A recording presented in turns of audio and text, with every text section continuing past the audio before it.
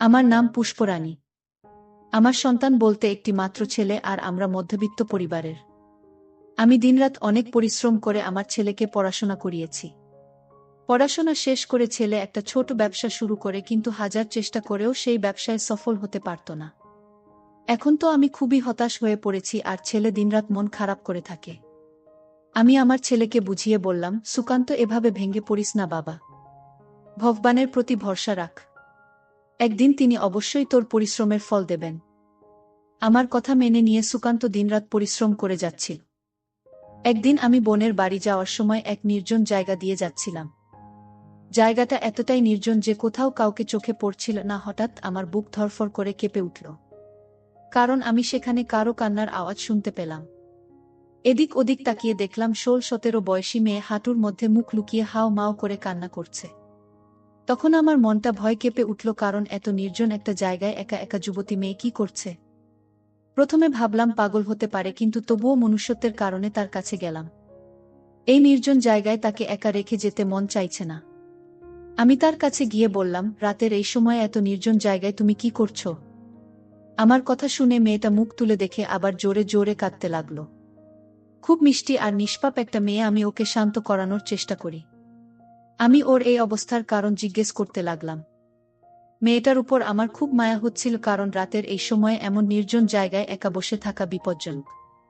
আমি তাকে তার বাড়ির লোকের কথা জিজ্ঞেস করলে সে কাঁদতে কাঁদতে বলল, আমার নাম অঞ্জলি, আর আমার বাড়ি দূরের এক গ্রামে। বাবা মা আমাকে বাড়ি থেকে বের করে দিয়েছেন। আমি হতবাক হয়ে জিজ্ঞেস করলাম, বাবা মা তোমাকে বাড়ি থেকে বের করে দিল কেন? আমার কথা শুনে সে আরও কাঁদতে লাগলো আর বলল, বাবা মা একজন বৃদ্ধ ব্যক্তির সাথে আমার বিয়ে দিতে চায়। বাবা সেই বৃদ্ধের কাছ থেকে ঋণ নিয়েছিলেন, যার বিনিময়ে তিনি আমাকে তার হাতে তুলে দিতে চান। আমি বাবা মায়ের পা ধরে বলেছিলাম যে আমাকে এই নরকে ফেলে দিও না। আমি কখনো খুশি হতে পারবো না। এর থেকে ভালো হয় তোমরা আমাকে মেরে ফেলো, কিন্তু তারা আমার কোনো কথাই শোনেননি। আমার চোখে জল দেখেও তাদের কান্না হয়নি। আমি যখন তাদের কথা না শুনে এসে বৃদ্ধকে কোনো মতে বিয়ে করব না বললাম, তখন তারা আমাকে বাড়ি থেকে বের করে দেন। মেয়েটি নিজের উপর হওয়া অত্যাচার এবং দুঃখের কথা আমাকে শোনাচ্ছিল আর হেঁচকি তুলে তুলে কাঁদছিল। আমি তাকে বুকে জড়িয়ে ধরে সান্ত্বনা দিয়ে বললাম, মা, ভগবান তোমার বাবা মাকে সুবুদ্ধি দিক। আমার সাথে চলো, আমি তোমার বাবা মায়ের কাছে গিয়ে তাদের বোঝাবো। সব সময় মানুষের একরকম যায় না। তাই নিজের মেয়েকে বলি না দিয়ে অন্য কোনো উপায় খুঁজে বের করুন। আর যুবতী মেয়েকে এভাবে ঘর থেকে বের করে দেওয়া কোনো সমাধান না, বরং বিপদকে নিমন্ত্রণ জানানো। অনেক রাত হয়ে গেছে, তাই সেই সময় আমি ওকে ওর বাড়িতে নিয়ে যেতে পারলাম না। অঞ্জলির হাত ধরে ওকে আমার বোনের বাড়িতে নিয়ে এলাম। বোন ওর কথা জিজ্ঞেস করলে আমি অঞ্জলির সব কথা খুলে বললাম। আমার বোন মেয়েটির দিকে করুণার চোখে তাকিয়ে বলল, আমি বিশ্বাস করতে পারছি না যে আজকের দিনেও পৃথিবীতে এমন বাবা মা আছে, যারা কিনা তাদের যুবতী মেয়েকে রাতের বেলা বাড়ি থেকে বের করে দেয়। তারা নিজের সম্মানের কথা চিন্তা করে না। আমরা সারা রাত বোনের বাড়িতে কাটালাম। পরের দিন সকালে আমি তাকে তার দেওয়া ঠিকানায় নিয়ে গিয়ে দরজা নক করলাম। দরজাটা এক যুবক ছেলে খুলল। অঞ্জলি তাকে দেখা মাত্রই আমার পিছনে লুকিয়ে পড়ল। আমি অঞ্জলিকে জিজ্ঞেস করলাম, এই ছেলেটা কি তোমার ভাই? অঞ্জলি মাথা নেড়ে বলল, আমি ওকে চিনি না। এরপর অঞ্জলি ছেলেটির দিকে এগিয়ে গিয়ে তার বাবা মায়ের কথা জিজ্ঞেস করল। ছেলেটি আমাদের জানালো যে গতকালই আমাদের কাছে বাড়ি বিক্রি করে তারা গ্রাম ছেড়ে চলে গেছে, এখন থেকে বাড়িটা আমাদের। ছেলেটির কথাগুলো শুনে অঞ্জলির মুখে দুঃখ ফুটে উঠল, আর ওর চোখ থেকে জল পড়তে লাগল। আমিও ভাগ্যের এই করুণ পরিণতি দেখে অবাক হলাম। ভগবান যে কি চান কিছুই বুঝতে পারছি না। এত মিষ্টি একটা মেয়ের সাথে এমন কাজ কেউ কিভাবে করতে পারে? মনে মনে অঞ্জলির বাবা মায়ের চিন্তা ভাবনা অবাক হয়ে গেলাম। আমি ওকে আমার বাড়িতে নিয়ে এসেছি। ওকে এভাবে অসহায় রেখে যেতে পারলাম না। ওকে বাড়িতে নিয়ে আসাটা আমার ছেলে সুকান্ত মেনে নিতে পারেনি। সে অবাক হয়ে আমার কাছে অঞ্জলি সম্পর্কে প্রশ্ন করলে আমি তাকে বললাম, আপাতত মেয়েটি আমাদের সাথে থাকবে। আমার মুখ থেকে এ কথা শুনে রাগ প্রকাশ করে ও নিজের ঘরে চলে গেল। আমাদের বাড়িটা খুব বেশি বড় না। আমি অঞ্জলিকে আমার রুমে বসিয়ে সুকান্তর রুমে গিয়ে দেখলাম সুকান্ত তার জিনিসপত্র রাগে উল্টোপাল্টা করছে। আমি মনে মনে দীর্ঘশ্বাস ফেললাম। আমি জানতাম সুকান্ত মেয়েদের পছন্দ করে না, সে সবসময় মেয়েদের থেকে দূরে দূরে থাকে। সুকান্তর কাছে বসে তাকে বুঝতে শুরু করি যে, বাবা, তুই এমন করছিস কেন? আমার কথা শুনে সুকান্ত বলল, মাকে এই মেয়ে আর কেন তুমি এই বাড়িতে নিয়ে এলে? আমি ওর কথা শুনে বললাম, বাবা, ও একটা অসহায় মেয়ে, ওর বাবা মা নেই, তাই ওকে এখানে নিয়ে এসেছি। আমার কথা শুনে সুকান্ত উঠে চলে যেতে চাইলে আমি ওর হাতটা ধরলাম। ও বলল, মা তুমি খুব সরল, এই পৃথিবীতে কত রকম প্রতারক আছে তুমি কি তা জানো? এই মেয়েটা যদি প্রতারক হয় তখন আমরা কোথায় যাব, কি করব? আমাদের অবস্থা এমনিতেই খারাপ, সংসার চালাতে কত পরিশ্রম করতে হয়। এই অবস্থায় মাথায় একটা নতুন সমস্যা নিয়ে এলে আমি নতুন করে কোনো সমস্যায় পড়তে চাই না। আমি তাকে বুঝিয়ে বললাম, বাবা, এই মেয়েটা খুব নিষ্পাপ, চেহারা দেখে তাকে মোটেও প্রতারকের মতো মনে হয় না। আর কিছু খারাপ হলে তখন দেখা যাবে ভগবান আমাদের সাথে আছেন। ছেলে তখনও রাজি হচ্ছিল না। তারপরে আমি তাকে আমার মাথার দিব্যি দিলে অঞ্জলিকে বাড়িতে থাকতে দিতে রাজি হল। এখন আমি কিছুটা স্বস্তি পেলাম। অন্তত অঞ্জলির একটা ব্যবস্থা হলো। যদি অসহায় হয়ে রাস্তায় রাস্তায় ঘুরে বেড়াতো তাহলে ওর জন্য সেটা মোটেও ভালো কিছু হতো না। এখনকার সময়ে মানুষ নয়, রাস্তায় রাস্তায় কুকুর ঘুরে বেড়ায়, যারা অঞ্জলির মতো একা কোনো মেয়েকে পেলে ছিঁড়ে খেতে প্রস্তুত। এই অবস্থায় আমি কিভাবে তাকে রাস্তায় একা রেখে যেতে পারি? কিন্তু কথায় বলে না, ভাগ্য কখন কোন দিকে মোড় নেয় তা বলা খুব কঠিন। আস্তে আস্তে সময় কাটতে লাগলো অঞ্জলির। এখানে আসার 3 মাস হয়ে গেছে। সে আমাকে আমার কাজে সাহায্য করত এবং আমার খুব সেবা যত্ন করত। মনে হতো যেন ভগবান আমাকে একটা মেয়ে দিয়েছেন। অঞ্জলি আমাকে কোনো কাজে হাত লাগাতে দিত না। আমার খুব যত্ন নিত আর রাতে আমার পা টিপে দিত। সে বলতো, তুমি যদি আমাকে না রাখতে তাহলে আমি কোথায় যেতাম, তুমি আমার সবকিছু। আমি যতই তোমার সেবা করি ততই কম। সে আমার এত যত্ন করত যে মাঝে মাঝে আমার নিজেকে গর্বিত মনে হতো। জানি না কি এমন পূর্ণ করেছি যে ভগবান আমাকে অঞ্জলির মতো একটি মেয়ে দিয়েছেন। অঞ্জলি আমার বাড়িতে খুব খুশি। অঞ্জলিকে খুশি দেখে আমি খুশি, কিন্তু আমার চিন্তা আমার ছেলের সুকান্তকে নিয়ে। এখন অঞ্জলিকে সে আগের মতো পছন্দ করে না, কিন্তু তবু অঞ্জলিও সামনে পড়া থেকে নিজেকে বাঁচিয়ে চলত। খুব জরুরি কাজ থাকলে তবে সে তার সামনে যেত, নইলে সুকান্ত বাড়িতে আসার সাথে সাথে সে এদিক সেদিক ঘুরে বেড়াত। সুকান্তর ভয় মন থেকে দূর করার অনেক চেষ্টা করেছি। সুকান্ত খুব ভালো ছেলে, কিন্তু জানি না অঞ্জলির কি হয়েছিল যে সে সবসময় সুকান্তকে এড়িয়ে চলত। অঞ্জলি এখানে আসার পর থেকে একটা জিনিস লক্ষ্য করছি যে সুকান্তর এখন আর অঞ্জলিকে খারাপ লাগে না। আমি সুকান্তর চোখে অঞ্জলি প্রতি ভালোবাসা দেখলাম। যদিও আমার ছেলে মেয়েদের থেকে সব সময় দূরে থাকত। ছেলে বিয়ে করবে কি না এটা নিয়ে আমি ভয়ে থাকতাম। সুকান্ত আমার একমাত্র ছেলেও বিয়ে না করলে আমার পুরো বংশ ধ্বংস হয়ে যাবে। সুকান্তর চোখের অঞ্জলি প্রতি ভালোবাসা দেখে ভাবলাম সুকান্তকে রাস্তায় আনার এটা একটা ভালো সুযোগ, কিন্তু সুকান্তর সাথে সরাসরি কথা বলতে পারছি না। সুকান্তর মনের অবস্থা জানতে আমি পাড়ায় এক ঘটককে অঞ্জলির জন্য সম্বন্ধ আনতে বললাম। আমার কথায় তিনি অঞ্জলির জন্য সম্বন্ধ নিয়ে বাড়িতে আসেন। তাদের অঞ্জলিকে এত পছন্দ হয় যে তারা তখনই সম্বন্ধ পাকা করতে চাইছিল। আমি তাদেরকে থামিয়ে 7 দিন পর আসতে বললাম। আমি মনে মনে ভেবে নিয়েছি যে সুকান্ত অঞ্জলি সম্বন্ধে কথা বললে সে কিছু না কিছু করবে, আর তখন আমি জানতে পারবো যে সুকান্তর মনে কি চলছে। সন্ধ্যায় সুকান্ত বাড়িতে এলে আমি ওকে বললাম যে আমি অঞ্জলির সম্বন্ধ ঠিক করে ফেলেছি। সামনে 7 দিন পর পাকা কথা বলে দিব আর তারিখ ঠিক করব। আমার কথা শুনে সুকান্তর মুখ রাগে লাল হয়ে গেল। তারপরে ও বলল, মা, তুমি আমাকে না জিজ্ঞেস করে অঞ্জলির বিয়ে ঠিক করলে কিভাবে? আমি কিছু না বোঝায় ভান করে বললাম, তোকে জিজ্ঞেস করে কি হবে, তুই তো অঞ্জলিকে এই বাড়িতে থাকতে দিতে চাস না। তাই অঞ্জলির বিয়ে হয়ে গেলে তুই একটু স্বস্তি বোধ করবি। আমার কথা শুনে সুকান্তর মাথা নিচু করে তারপর বলল, মা, আমি অঞ্জলিকে পছন্দ করতে শুরু করেছি এবং অঞ্জলিকে বিয়ে করতে চাই। ওর কথা শুনে আমি ওর দিকে হতবাক হয়ে তাকিয়ে রইলাম এবং কপট রাগ নিয়ে বললাম, অপদার্থ, তুই তো ওকে পছন্দ করিস না, তাহলে ওকে বিয়ের কথা বলছিস কিভাবে? সুকান্ত আমার কাছে এসে আমার মিথ্যে রাগ উপেক্ষা করে বলল, মা, আমি অঞ্জলিকে ভালোবাসি আর আমি বিয়ে করলে শুধু ওকেই করব। অঞ্জলি আমার ছাড়া অন্য কারো হতে পারে না। এই বলে সে ঘর থেকে বেরিয়ে গেল। আর আমি তার কথা শুনে মনে মনে হাসতে লাগলাম। সুকান্ত রাজি, কিন্তু এখন সমস্যা হলো অঞ্জলি রাজি হবে কিনা। আমি জানি অঞ্জলি আমার কথা ফেলতে পারবে না, কিন্তু আমি এটাও জানি যে অঞ্জলি প্রথম থেকেই উপেন্দ্রকে ভয় পায়। তাই হয়তো ওর সাথে সারা জীবন কাটানোর কথা ভাবতেও পারবে না। সকালে স্নান করে ফ্রেশ হওয়ার পরে আমি অঞ্জলিকে কাছে বসিয়ে বোঝাতে শুরু করলাম যে, অঞ্জলি তুই কি আমায় ভালোবাসিস? আমার কথা শুনে ওর চোখ জল চলে এলো। তুমি আমার কাছে ভগবান আর তুমি এই কথা বলছো কেন?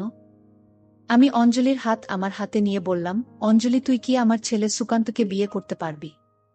আমার কথা শুনে অঞ্জলি হতভম্ব হয়ে আমার মুখের দিকে তাকালো। মনে হলো যেন সে বৈদ্যুতিক শক খেয়েছে। অঞ্জলি মাথা নাড়তে লাগল।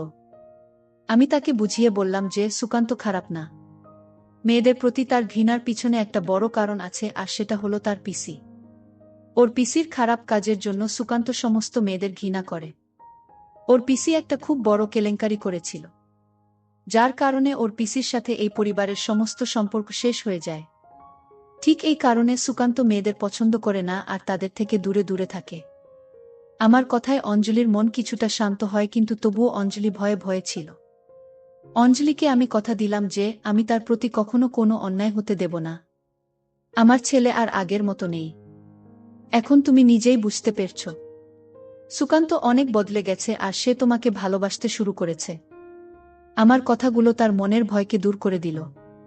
সে বলল, আমি কিভাবে তোমাকে না বলতে পারি? তুমি আমার কাছে ভগবানের মতো। বাবা মা আমাকে ছেড়ে গেলেও তুমি আমাকে স্থান দিয়েছিলেন। অঞ্জলির কথা শুনে আমি খুব খুশি যে ভগবান আমাকে খুব ভালো পুত্রবধূ এবং মেয়ে দুটোই দিয়েছেন। আমি সুকান্ত আর অঞ্জলির বিয়ে ঠিক করে দিলাম। তারপর অঞ্জলি আর সুকান্তর বিয়ের দিনও এসে গেল। আমি ওদের বিয়ে খুব ধুমধাম করে না হলেও খুব আনন্দের সাথে দিয়েছি।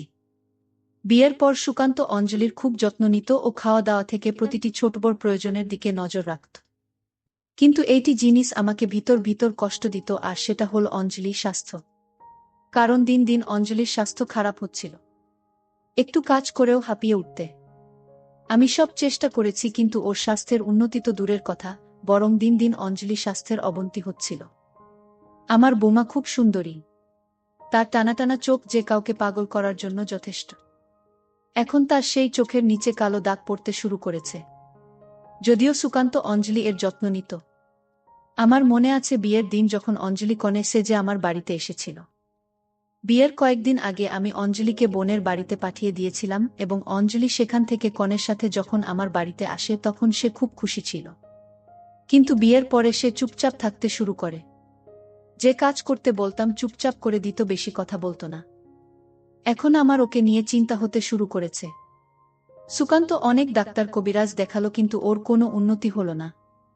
একদিন উপেন্দ্রের বাড়িতে এসে অঞ্জলি স্বাস্থ্যের কথা জিজ্ঞেস করলে আমি ওকে বললাম যে আজ অঞ্জলির শরীর খুব খারাপ, ঘরে শুয়ে আছে।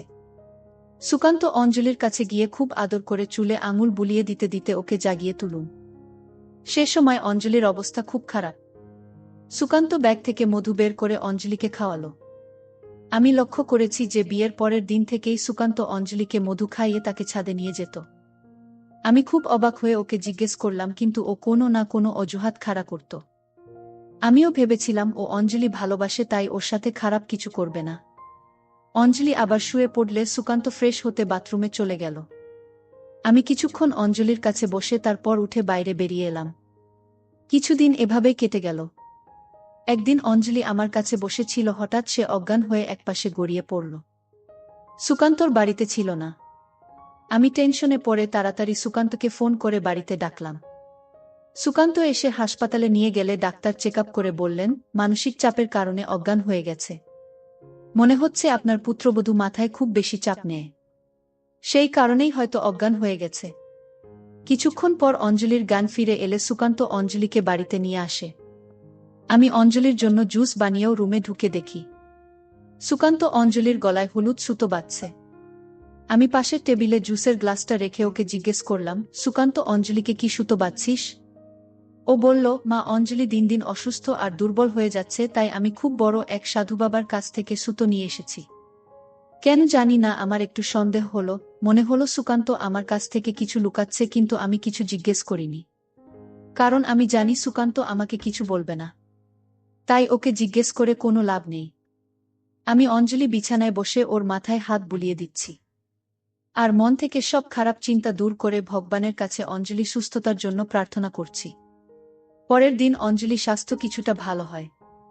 দুপুরের পরে যখন বের হলাম দেখলাম সুকান্তর কৌটা নিয়ে বাইরে যাচ্ছে। এটা এখন সুকান্তর রুটিন হয়ে দাঁড়িয়েছে। বিয়ের কয়েকদিন পর থেকেই প্রতি মঙ্গলবার ডালের কৌটা নিয়ে কোথাও বেরিয়ে যেত। আমি তাকে অনেকবার জিজ্ঞেস করেছি যে, তুই ডাল নিয়ে কোথায় যাস? সে বলতো, মা একজনের খুব অভাব, তাই তাকে সাহায্য করি। সুকান্তর এমন কর্মকাণ্ড আমাকে ভাবতে বাধ্য করে যে সে কিছু ভুল কাজ করছে না তো। আজ শুক্রবার সুকান্তর বাড়িতেই ছিল। রাতে রান্নাঘর থেকে বের হওয়ার সময় দেখলাম সুকান্তর অঞ্জলিকে নিয়ে ছাদে যাচ্ছে। আমার মন আমাকে বলল কিছু একটা গরমিল আছে, তাই আমি তার পিছু পিছু সিঁড়ি বেয়ে ছাদে উঠতে লাগলাম। ছাদে পৌঁছে সামনের দৃশ্য দেখে মনে হলো কেউ যেন আমার শরীর থেকে প্রাণ কেড়ে নিয়েছে। সুকান্ত অঞ্জলিকে একটা বৃত্তের ভিতর শুয়ে রেখেছে। কিন্তু আরও বেশি হতবাক হয়ে গেলাম এটা দেখে যে অঞ্জলি অজ্ঞান হয়ে গোলের মধ্যে শুয়ে আছে, তার কোনো হুঁশ নেই। সুকান্ত না জানি ওর কপালে কি কি লিখে রেখেছে আর ওর সামনে বসে কিছু একটা বিটবিট করছে। সুকান্ত মনে মনে কিছু মন্ত্র পড়ে অঞ্জলির দিকে ফু দিল। আর ফু দেওয়ার সাথে সাথে অঞ্জলি সারা শরীর কাঁপতে লাগল। এই সব দেখে আমার গলা দিয়ে আর্তনাদের চিৎকার বেরিয়ে এল। আমার চিৎকারের শব্দ শুনে সুকান্ত আমার দিকে তাকিয়েও মুখ সাদা হয়ে গেল। ও বলল, আমি বুঝতে পারিনি এরকম হবে। আমি ওর সামনে এসে ওর মুখে জোরে একটা থাপ্পড় মারলাম। সেই সময় মনে হলো সুকান্ত নিজের মধ্যে নেই। ওকে কেমন অদ্ভুত আর পাগল লাগছে। এরপর আমি ওর মুখে একের পর এক থাপ্পড় মারতে লাগল। আরও কিছু না বলে চুপচাপ দাঁড়িয়ে রইল। আমি ওকে বললাম, তুই একটা বদমাইশ, তোর সাহস কি করে হলো একটা নিষ্পাপ মেয়ের সাথে এমন জঘন্য খেলা খেলার? তুই এখন অঞ্জলিকে ঠিক করো, না হলে আমি ভুলে যাব তুই আমার ছেলে। রাগে আমার সারা শরীর কাঁপছিল। আমার অবস্থা দেখে সুকান্ত মন্ত্র পড়ে কিছু একটা অঞ্জলির দিকে ছুঁড়ে মারল। আর সঙ্গে সঙ্গে অঞ্জলির শরীরটা তখনও কাঁপছিল তার। আমি সুকান্তকে ঝাঁকি দিতে দিতে প্রশ্ন করলাম, এসব কি এখনো মুখ বন্ধ করে এভাবে দাঁড়িয়ে থাকবি নাকি আমার কথার জবাব দিবি? আমার কথা শুনে সুকান্ত কাঁদতে লাগল আর আমাকে পুরো ব্যাপারটা বলতে লাগল। আমি চুপচাপ শুনতে লাগলাম। ও বলল, আমি যখন এই মেয়েকে প্রথম দেখি তখনই ওর প্রতি অদ্ভুত আকর্ষণ অনুভব করি। আমি ওর কাছে যাওয়া থেকে নিজেকে আটকানোর অনেক চেষ্টা করেও ব্যর্থ হই। আমি বিয়ের আগেই অঞ্জলির সাথে সম্পর্ক স্থাপন করতে চাইতাম। কিন্তু যখনই আমি অঞ্জলির সাথে এসব করার চেষ্টা করতাম, তখন অঞ্জলি আমার কাছ থেকে পালিয়ে যেত বা আমাকে এসব করতে বাধা দিত। একদিন ও আমাকে হুমকি দিল যে, তুমি যদি আমার সাথে জোর করো তাহলে আমি তোমার মাকে সব বলে দেব। তখন উল্টো আমি ওকে হুমকি দিয়েছিলাম যে, তুমি যদি আমার মাকে বলো তাহলে আমি মাকে বোঝাবে যে তোমার উদ্দেশ্য কত খারাপ, আর আমার মা আমাকে বিশ্বাস করবেন। তারপরে তিনি তোমাকে বাড়ি থেকে বের করে দেবে। আমার কথা শুনে অঞ্জলি ভয় পেয়ে যায়। কারণ এই বাড়ি ছাড়া ওর আর কোথাও থাকার জায়গা নেই। তাই ওই বাড়ি ছেড়ে যেতে চায় না। ভয়ে চুপ রইল, আমার বিরুদ্ধে কোনো কথা বলল না। কিন্তু আমার উদ্দেশ্য পূরণ হচ্ছিল না। কারণ ও সবসময় আমার থেকে পালিয়ে বেড়াত। আমিও মনে মনে ঠিক করলাম যে অঞ্জলিকে পেয়ে যাব। তুমি যখন বললে তুমি অঞ্জলির বিয়ে ঠিক করেছ, তখন আমি তা মেনে নিতে পারলাম না। আমি ঠিক করলাম অঞ্জলিকে বিয়ে করে ওকে নিজের করে পেতে, তারপর ওকে ছেড়ে দেব। বিয়ের প্রথম রাতে ফোনে আমার বন্ধুকে এই কথাই বলেছিলাম। কিন্তু অঞ্জলি আমার এই কথা শুনে নেয়। তাই বিয়ের প্রথম রাতে অঞ্জলি আমাকে তার কাছে আসতে দেয়নি। এবার অঞ্জলি চালাকি করছিল, সে ফোনে আবার কল রেকর্ড করে নেয়। আমি অঞ্জলিকে হুমকি দিলে সে আমাকে বলে যে, তুমি যদি আমার সাথে জোর করো আমি এই রেকর্ডিং তোমার মাকে শোনাবো। এ কথা শুনে আমি দুর্বল হয়ে পড়ি। বিয়ের এতদিন পরেও আমি অঞ্জলিকে নিজের করে পাইনি। অঞ্জলি আমাকে বোঝানোর চেষ্টা করত, আমাদের বিয়ে হয়েছে আমার জন্য না হলেও তোমার মায়ের জন্য, এই সম্পর্কটা সততার সাথে বজায় রাখো। কিন্তু অঞ্জলি কথায় আমার কোনো ভ্রুক্ষেপই ছিল না। আমি যেটা ভেবেছি সেটা পূরণ করাই আমার লক্ষ্য ছিল। আমি চাইলে জোর করে অঞ্জলিকে নিজের করতে পারতাম। কিন্তু আমি চাইতাম অঞ্জলি যেন নিজেকে আমার কাছে সঁপে দেয় আর আমি ওকে দিয়ে এটা করাব। আমি একজন কবিরাজ বাবার সাহায্য নিয়ে তার কথামতো সব কাজ করতাম। সেই মধু তিনিই দিয়েছিলেন এবং আমাকে প্রতিদিন সেটা অঞ্জলিকে খাওয়াতে হতো। কবিরাজ বাবার কথামত প্রতি মঙ্গলবার একদা শ্মশানে রাখতাম। 3 দিন পর্যন্ত আমাকে এই কাজ করতে হতো। তারপর অঞ্জলি নিজেই আমার পায়ে নিজেকে সঁপে দিত। কিন্তু তার আগে তুমি সবটা জানতে পেরে গেলে। এই ভয়ঙ্কর সত্যটা শুনে আমি হতবাক হয়ে সুকান্তর মুখের দিকে তাকিয়ে রইলাম। বিশ্বাস করতে পারছি না যে সুকান্ত আমার ছেলে। জানি না কি পাপ করেছি যে ভগবান আমাকে সুকান্তর মতো সন্তান দিয়েছেন। এর থেকে ভালো হতো আমি নিঃসন্তান থাকতাম। আমি আবার উপেন্দ্রের গালে জোরে একটা থাপ্পড় মেরে বললাম, তোর লজ্জা করে না? যে অসহায় মেয়েটিকে তোর মা নিজের মেয়ে করে তোর হাতে দিয়েছিল, আর তুই সেই মেয়ের জীবন নষ্ট করতে উঠে পড়ে লাগেছিস। আমি তোকে কখনো ক্ষমা করতে পারবো না। আর এমন বোমা আর বহু মানুষ ভাগ্য করে পায়। সে নীরবে কষ্ট পেতে থাকে কিন্তু কখনো মুখ খোলেননি। সে তোকে সঠিক পথে আনার চেষ্টা করতে থাকে আর তুই তাকে নষ্ট করতে থাকিস। এখন অঞ্জলির কিছুটা জ্ঞান ফিরতে শুরু করেছে। আমি অঞ্জলিকে ধরে ওকে ওর রুমে এনে বিছানায় শুয়ে দিলাম এবং কেঁদে কেঁদে তার কাছে ক্ষমা চাইলাম। অঞ্জলি বুঝতে পেরেছে আমি সত্যটা জানতে পেরে গেছি, তাই সেও আমার গলা জড়িয়ে ধরে কাঁদতে লাগল। আমি বললাম, অঞ্জলি, আমাকে ক্ষমা করে দে। আমি তোর সাথে অনেক বড় অন্যায় করেছি। আমি তোর কাছে অপরাধী। অঞ্জলি আমার হাত দুটো ধরে কাঁদতে কাঁদতে বলল, না মা, তুমি কোনো অন্যায় করনি। এসবই আমার ভাগ্য। তুমি আমার সাথে যা করেছ তা তো আমার ভালোর জন্যই করেছে। তোমার কোনো দোষ নেই। আমার ভাগ্যে না আছে বাবা মায়ের ভালোবাসা, না আছে স্বামীর ভালোবাসা। কিন্তু ভগবান আমাকে তোমার মতো মা দিয়েছেন আর আমি তোমাকে হারাতে চাই না। তাই আমি সুকান্ত সব অত্যাচার সহ্য করেছি। আমি আশা করেছিলাম যে সুকান্ত হয়তো সঠিক পথে আসবে। আমি শুধু ওদের কাছে গিয়ে ওর হাত ধরে ভগবানের সামনে দাঁড় করিয়ে বললাম সুকান্তকে, ভগবানের দিব্যি, তুই এখনই আমার বাড়ি থেকে বেরিয়ে যা। যেদিন তোর মনে হবে তুই আমার বোমার যোগ্য হয়েছিস সেদিন তোর জন্য বাড়ির দরজা খোলা। কিন্তু ভগবানের নামে শপথ করে বলছি, তুই যদি বাড়িতে খারাপ চিন্তা নিয়ে আসিস তাহলে যেন তোর উপর ভগবানের অভিশাপ নেমে আসে। নিজেকে অঞ্জলির যোগ্য তৈরি না করা পর্যন্ত এই বাড়িতে পা দিবি না। সুকান্ত মাথা নিচু করে বাড়ি থেকে বের হয়ে গেছে। এখন আমি আর আমার মেয়ে অঞ্জলি বাড়িতে আছি। অঞ্জলি এখন একটা চাকরি জোগাড় করে নিয়েছে। ধীরে ধীরে তার শরীরও ভালো হতে শুরু করেছে। আমরা দুজনেই একে অপরের সাথে খুব খুশি। মাঝে মাঝে ভাবি সুকান্ত ফিরে আসবে। হৃদয়ের কোণে থেকে আওয়াজ আসে, সে আমার ছেলে। আমার লালন পালন এতটাও খারাপ না যে সুকান্তকে সঠিক পথে অবশ্যই ফিরে আসবে এবং আমার অঞ্জলি জীবন সুখে ভরে উঠবে। আমি ভগবানের উপর পূর্ণ বিশ্বাস রেখে সেদিনের অপেক্ষায় বসে আছি, যেদিন সুকান্ত একজন ভালো স্বামী এবং ভালো ছেলে হয়ে বাড়িতে প্রবেশ করবে। বন্ধুরা, আজকে এ পর্যন্ত। এই ভিডিওটি দেখার পর যদি তোমাদের ভালো লাগে তাহলে অবশ্যই ভিডিওটিতে একটি লাইক এবং সামিয়া ব্লগ চ্যানেলটি সাবস্ক্রাইব করে রেখো।